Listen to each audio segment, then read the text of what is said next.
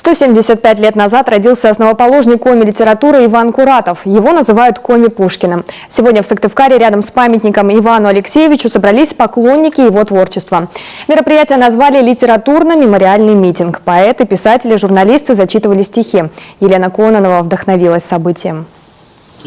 Основоположник коми-литературы, лингвист, переводчик, поэт. Свои первые стихи Иван Куратов написал еще в годы учебы в духовном училище. Уже в первых произведениях высказал главную цель жизни – служение родному народу. «О, жизнь моя, тебе я цену день поднимаю каждый.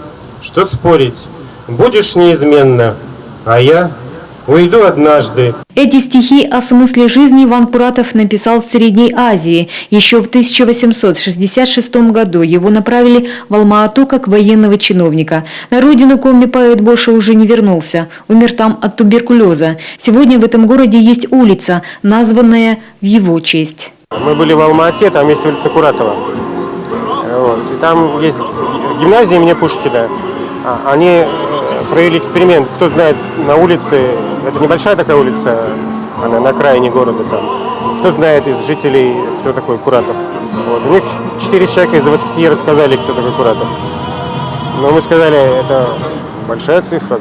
Они нам сказали, что? Столько жителей, только 4 знают. Они были недовольны. Ну, хотелось бы, чтобы у нас Куратова знал каждый житель республики. И каждый житель Сыктывкара.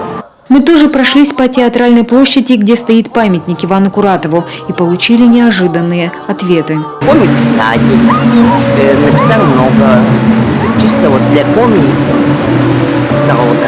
Потому что он наш первый поэт, потому что мы его любим, на его родину часто ездим. Дальше Галина Ильинична.